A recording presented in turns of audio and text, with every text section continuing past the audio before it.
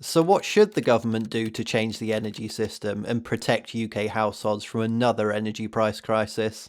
As explained previously, the main factor driving the energy price crisis is rocketing global gas prices. However, whilst the UK can't solve this global crisis on its own, there are loads of things the government could be doing to change our energy sector in order to protect ordinary people from being affected by such price spikes. The first and most obvious way to ensure we protect ourselves from global gas price spikes is to simply stop being so reliant on gas. As explained earlier, the UK is currently one of the most gas-reliant countries in the world, and this means that Brits will see much larger price rises than other comparable countries. Electricity bills in countries such as Iceland, whose grid is powered almost entirely by renewable energy, have been almost entirely unaffected by soaring global gas prices, and citizens in Iceland continue to enjoy some of the lowest electricity prices in the world.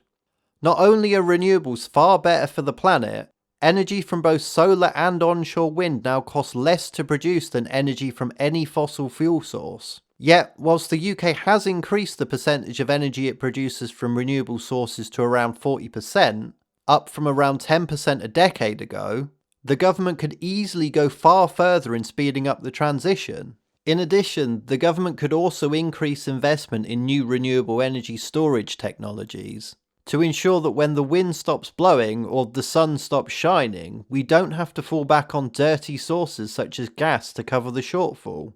And in terms of reducing reliance on gas for domestic central heating, the government could do much more, including speeding up the phasing out of gas boilers and directly funding carbon-neutral gas boiler replacements such as heat pumps.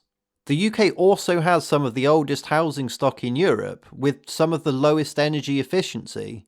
To solve this, the government could prioritise measures, especially for those on low incomes and in social housing, to fund retrofitting and the installation of insulation and or double glazing.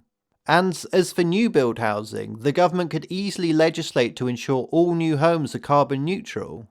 And then there's the huge problem of who controls our energy sector. Energy is an essential utility, and we all need it to live. Yet, since the 1990s, the UK government has allowed our energy sector to be run by private companies purely to make profits for their shareholders, rather than in the interests of British people. As a result, our entire energy network, from the power stations which generate it, to the distribution networks that transport it, to the energy suppliers who sell it, are now all owned and operated by a huge range of private companies, investors, private equity firms, wealthy individuals, and even foreign governments. Analysis has found that UK energy bills are now around 10 to 20% more expensive because of privatisation, whilst electricity bills have increased in real terms by around 67% alone since the turn of the century. Moreover, research analysing the last 30 years also shows that energy bills in countries whose systems are publicly run are typically around 20 to 30% lower than bills in privately run systems.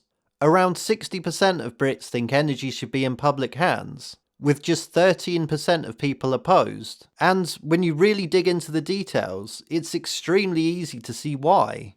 Under the UK's privatised energy system, when profits are plentiful, private energy suppliers gladly lap them up. Yet, when times get hard, the government routinely hands these firms public money until they start raking in profit from our bills again. In addition, a large proportion of the UK's energy system actually is run by a government, but not our own.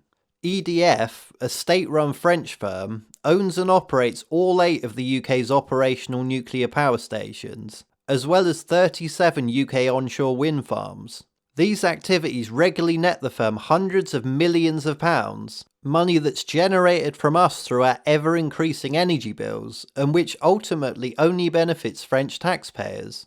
Whilst National Grid plc, the private firm who own and maintain the national energy transmission infrastructure in England and Wales, as well as the national gas transmission networks across Great Britain, are also making huge profits, paying out 1.4 billion in dividends to shareholders just last year, whilst research has found that the UK's regional electricity distribution networks, private firms that own and operate the infrastructure which transmit energy from the national grid into our households, are making the biggest profit margins of any sector in the entire country, paying out a total of £6 billion in dividends to shareholders over the last 5 years. If our energy system was brought back into public hands, these huge sums of money could either be taken off our bills to begin with, or invested back into the system to make our bills even cheaper in the long run, not simply pocketed by wealthy shareholders. In addition, a democratically run energy sector would also allow the UK government to directly intervene in order to ensure energy bills stayed low in the event of any future energy crisis.